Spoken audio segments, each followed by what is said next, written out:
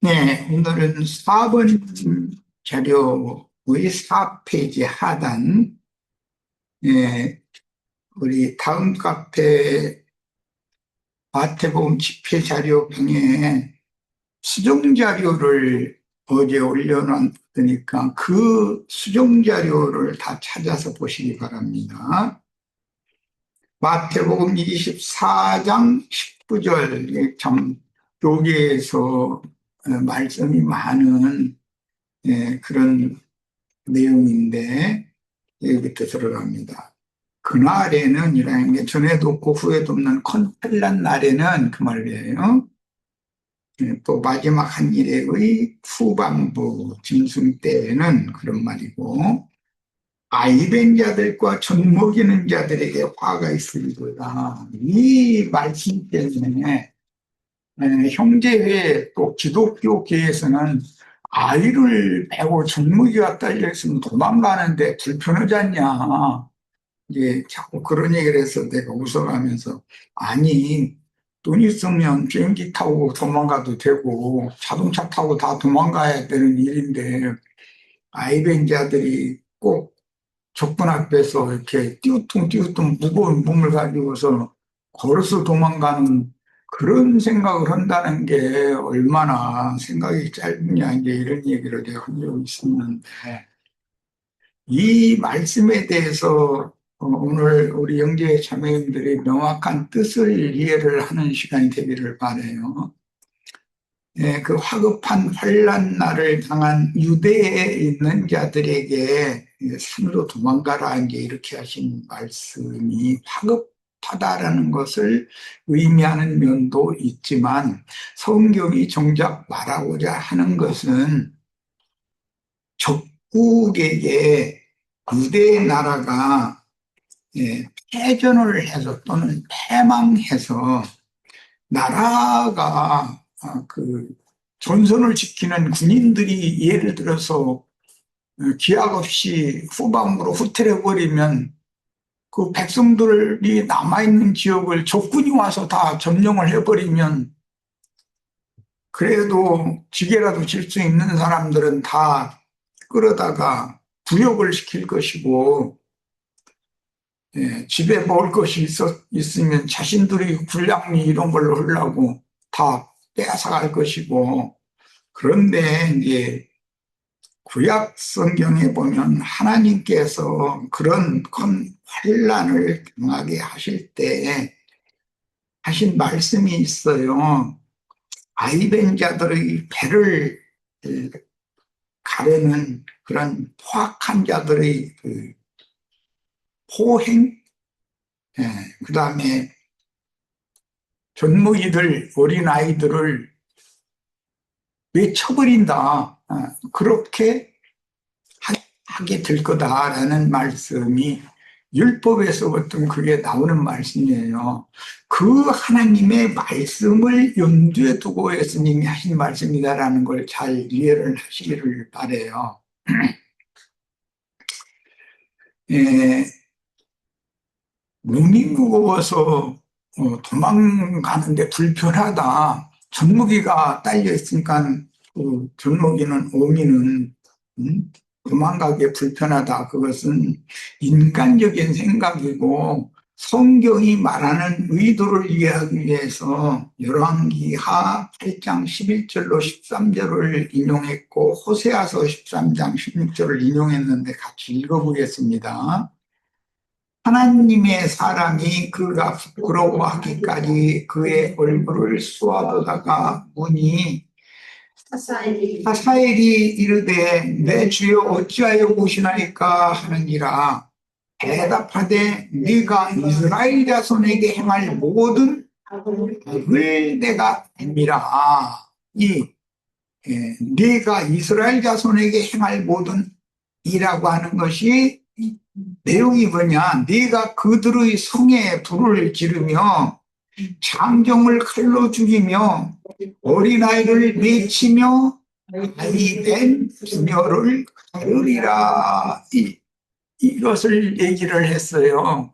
그러면 그날 아이된 자들과 젖먹이는 자들에게 화가 있다라고 하신 이 말씀의 의도, 전에도 없고 후에도 없는 큰 환란이라고 하는 말씀을 설명하느라고 말씀을 하시는 거니까 도망하는 것과 연관시켜서 예수님이 그걸 인용한 말이 아니다라는 거예요.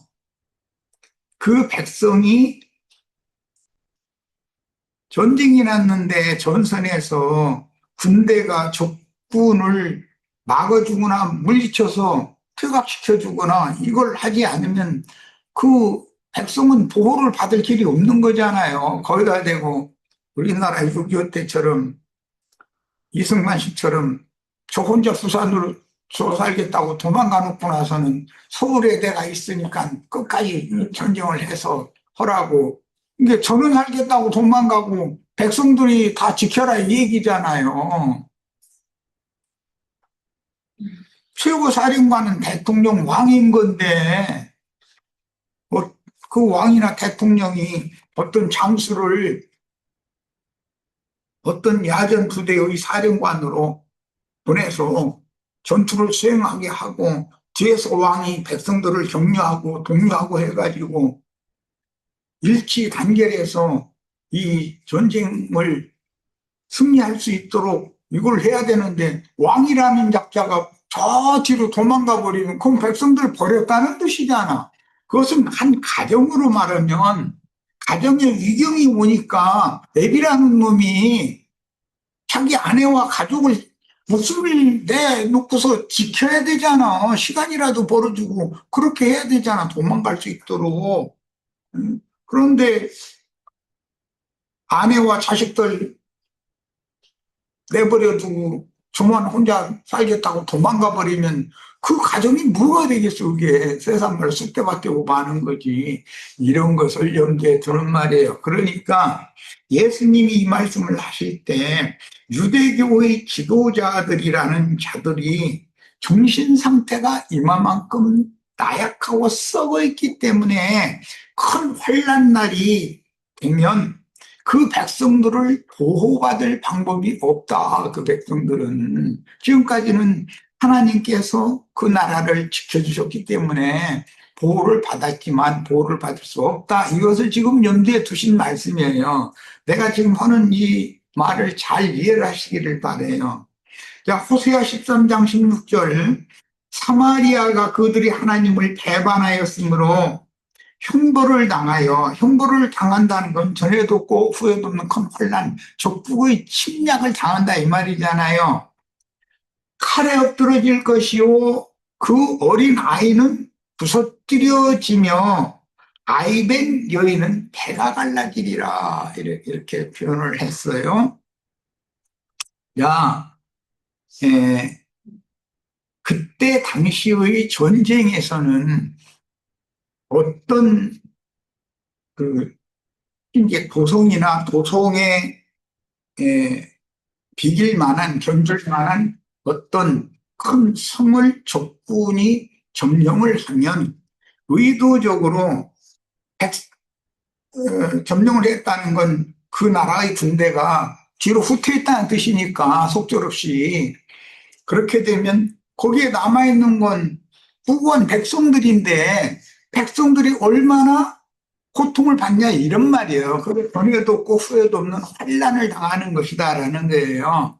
그런데 그 적국의 장수는 무슨 짓을 하느냐면 이제 이거 하나님의 징벌 때문에 그러는데 그 남아있는 백성들의 먹을 거 이런 걸 전부 다 강탈해서 뺏어버리고 사내들은 부역 그 전쟁 물자 뭐 전하려고 한다라든지 그냥 부역으로 끌어가고 남은 연약한 여자들을 포로로 사로잡아 가지고 아군의 장수나 왕이 뻔히 보도록 의도적으로 항복시키려고 그러면서 항복해라 이거예요. 끝내 너희가 항복하지 않고 대항을 한다면 네 백성들 어떻게 되는지 한번 봐라. 그래서 이런 짓을 한다 이거예요. 아이벤 여인, 만삭된 여인 끌어다가 그 장수나 전방사령관이 보는 앞에서 배를 갈러. 그 일부러 그러는 거예요, 그게. 그냥 아주 그 짐승들의 포악함이 이렇게 나타나는 거죠.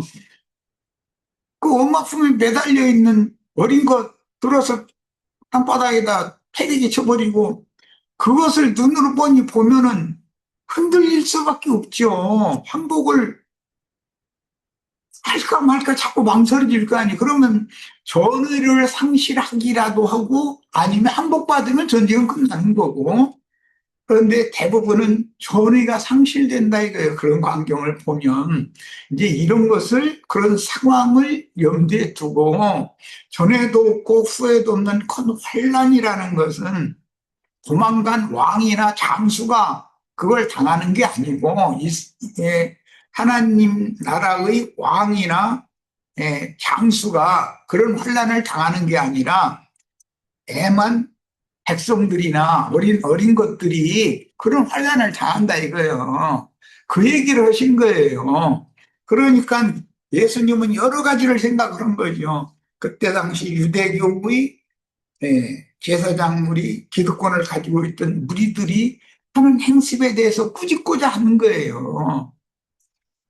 너희가 육신의 생명을 너희 자신을 살리기 위해서 백성들을 위해서 전쟁이 났으면 국가를 경영하던 오늘날로 말하면 청와대 참모들이나 대통령이나 각 지방의 그 도지사, 시장, 군수 이런 사람들은 자리를 지키고 정의줄을 해가면서 어떻게든지 해서 그 백성들과 함께 힘을 합쳐가지고 대응을 하게 해야만 적이 함부로를 묻을 거 아니야. 그런데 우리나라가 6.25 때 이승만이라는 작자처럼 멀리서 혼자 살겠다고 부산으로 도망가. 그럼 도망가면서 거기다 대고 한강철교를 끊어버리고 도망가. 그래서 막 피난 가다가 한강이 다 쏟아져서 죽은 사람도 부지기수라는 거예요.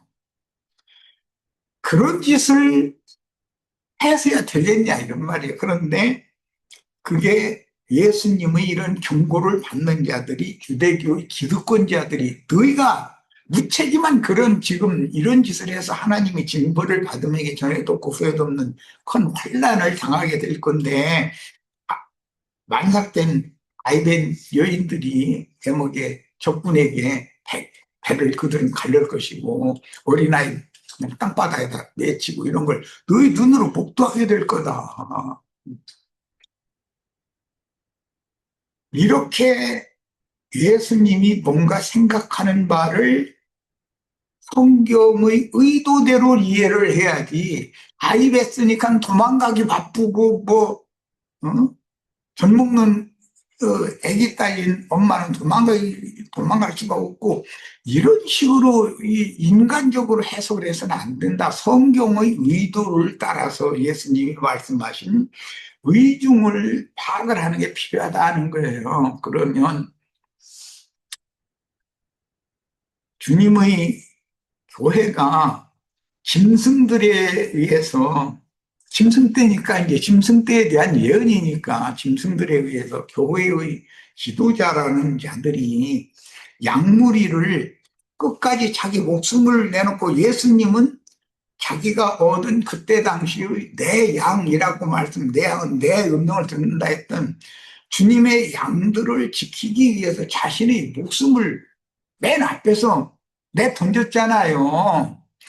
이렇게 할 사람들이 아니라는 거예요. 그때 당시 유대교 지도자들은. 오늘날 기독교 교회의 신부 목사라는 사람들이 어떤 상황이 되면 자신의 목숨을 기꺼이 내놓고 원수의 군대 부적행에서 올라오는 아바돈 아볼론의 사자들 군대 귀신들과 접전을 할 때 자신의 목숨을 기꺼이 그렇게 내 던지겠느냐 이 말에 그럴 자들이 아니라는 거예요. 지금 이해를 충분히 하셨죠?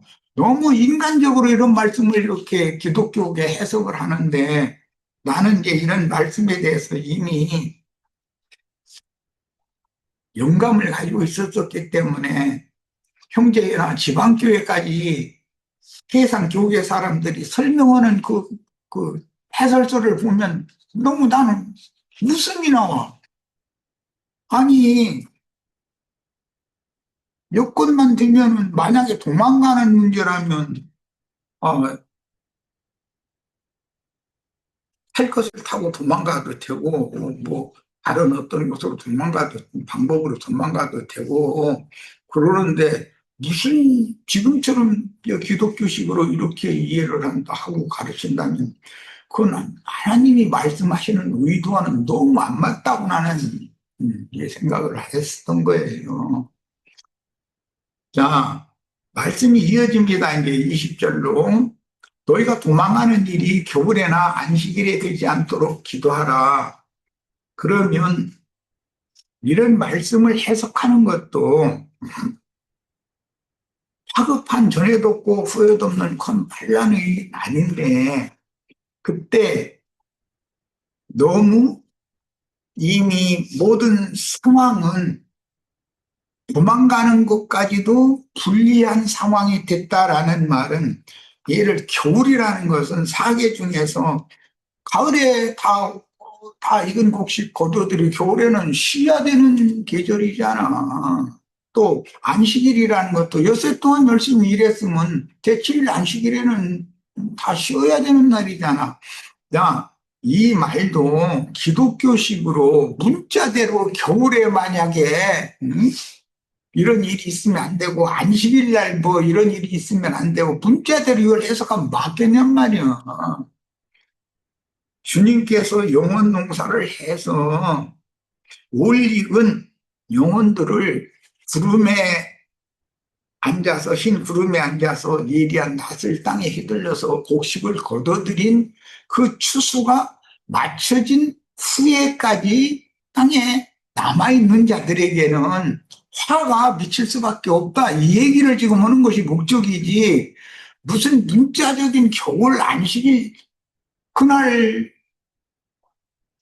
겨울에나 안식일에 도망갈 일이 있는 도망하는 일이 겨울이나 안식일에 되지 않도록 기도해라. 그러니까 겨울에 이 적그리스도들이 난동 부리지 않게 해주세요. 예를 들어서 뭐 그때는 안식일이라고 했으면 오늘날은 일요일 날 우리 다 예배당에 가야 되고 다 쉬어야 되는데 그날 적그리스도들이 난동 부리지 않게 해주세요. 기도해라. 그렇게 해석하면 맞겠단 말이에요, 이게. 그날이 되기 전에 이미 실제로 영원한 안식처이시며 보호자이신 반석이신 예수 그리스도께로 데려감을 다 받았어야지. 아직도 사람이 세상에 속한 미련이 남아가지고 땅에 살아있다면 그때서 도망가려고 해서 되겠는가? 추수는 이미 끝났는데 이 얘기 이렇게 자신의 영혼은 주의 품에 데려감을 받는다. 즉 신부성이 이기는 자로 들어가는 일이 그 전에 다 모든 이런 그 전에도 없고 후에도 없는 환난 날이 오기 전에 즉 전삼년 반 이전에 자기 구원을 완성했어야 된다 이런 말이지. 자, 똑같은 성경을 읽는데 이 두 구절 마태복음 4장 19절 20절 이 구절이 기독교계나 심지어 형제회 지방교회 이런 분들이 해석하는 걸 보면 나는 어떻게 사람이 그 많이 배우고 똑똑한 사람들인데 생각이 그 무슨 애기 생각도 아니고 저렇게밖에 미치지 못할까. 예수님이 구원자로서 경고의 말씀을 주실 때 육신의 몸이 어디로 도망가는 거 그런 걸 염두에 두고 말씀을 하셨을까?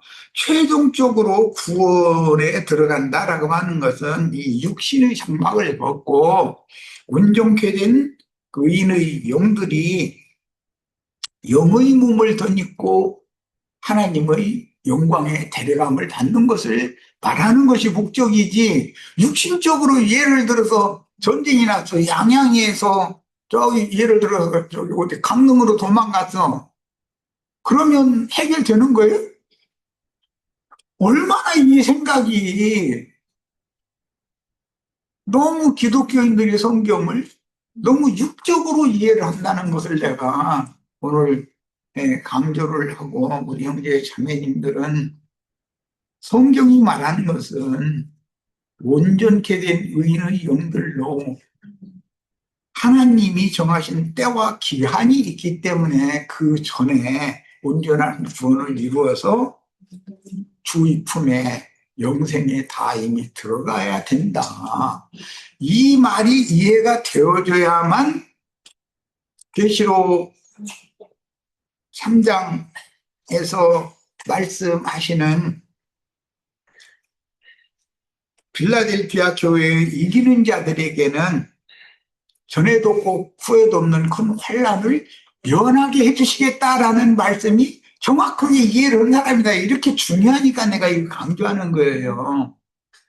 육신의 몸이 양양에서 북괴가 쳐들어왔는데 강릉으로 도망갔어. 어떻게 해서. 그 얘기겠냔 말이요. 도망갈 것이 어차피 전쟁 난 그 땅이라면 그게 안전하겠어? 그 영혼이? 얼마나 육적인 생각들이냐. 자, 이제 21절 결론이죠. 이는 19절과 20절 말씀을 하신 의도는 그 말이에요. 그때에 큰 혼란이 있겠습니다. 이거는 전에도 없고 후에도 없는 큰 혼란이라는 거예요. 창세로부터 지금까지 이런 혼란이 없었고 후에도 없으리라. 그러니까 그 큰 혼란이라고 하는 것은 세상 나라로 말하자면 적국이 아국을 침공을 한 상태예요. 바벨론이나 아시리아나 이런 적국이 이스라엘 나라를 침공을 한 상태잖아요. 그런데 왕이 먼저 도망가고 장수가 전쟁에서 자기 목숨을 기꺼이 던져가지고 기꺼이 산화하면 온 국민들이 정신이 깨어나가지고 대항할 거 아니요. 그래서 역습을 다시 할 수 있을 거 아니요. 후퇴했다가도. 그런데 그렇게를 않고 계속 도망간다는 건 우리나라 6.25 때 그랬거든. 대통령이 먼저 도망가 버렸는데 장수들이 자기 목숨 바치려고 하겠어? 그러니까 후퇴 계속 하다 보니까 그나마나 미군 덕에 낙동강 전선, 낙동강 경상도 그쪽만 조금 이렇게 해가지고 어떻게 하다가 인천 상륙작전 성공하는 바람에 우리가 완전히 멸망하지 않고 이랬는데, 교회 안에서 교회를 책임진 장로 형제나 말씀을 가르치는 형제들은, 은사가 있는 형제들은 그날에는 자기가 순교를 할 좋은 기회가 된 거예요. 본이 돼야 되는 거 아니에요, 본이. 모든 백성이 의지하고 바라보고 저 장수만 가 어떻게든지 지혜를 다 발휘해가지고 적군을 이렇게 막아준다든지 오히려 격투시킨다든지 그러기를 모든 백성은 바랄 거 아니야. 그러려면 힘없는 밀리는 그쪽의 그 장수는 자기가 최전선에서 산화해야 되는 것이거든. 그게 죽을 때와 장소가 그게 하늘이 주신 기회인데 도망가 버려. 그러면 백성들은 이렇게 당한다 이 말이에요. 만삭된 애기 엄마 배를 가르고 그것은 왜 그러느냐? 항복받으려고 의도적으로 그러는 것이거든. 꽁꽁꽁 묻어고 당할 거 아니야. 아무리 그 강한 그 담대한 마음을 가진 왕이나 장수라 할지라도 무고한 백성 만삭된 애기 엄마 배 갈려는 그 눈앞에서 보고 전미기 빼앗아가지고 엄마 품에서 빼앗아가지고 땅바닥에 내던지고 하는 거 보면 흔들리지 않는다면 그건 인간이 아니지. 차라리 이 백성 하나라도 더 이상 고통받지 않게 하기 위해서 항복할까? 요즘 그렇게 항복할까 할 게 아니라 자기 목숨을 바쳐서 산화해야 된다 이런 말이야. 그때가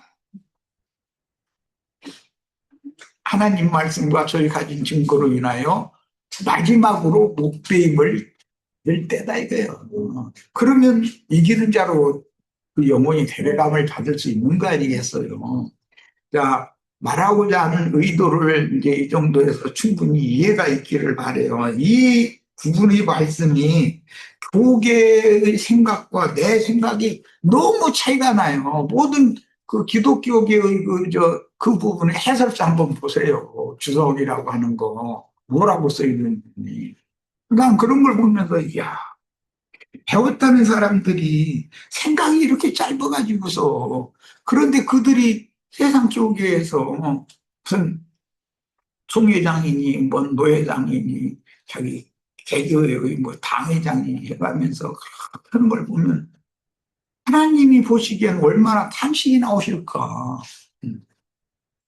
계시록 3장 9절로 11절 보라 사탄의 해당, 이 해라는 것은 모임이라는 뜻이고 당이라는 건 분짓는 물이라는 거예요. 이게 말하자면 교파인 거죠. 교단.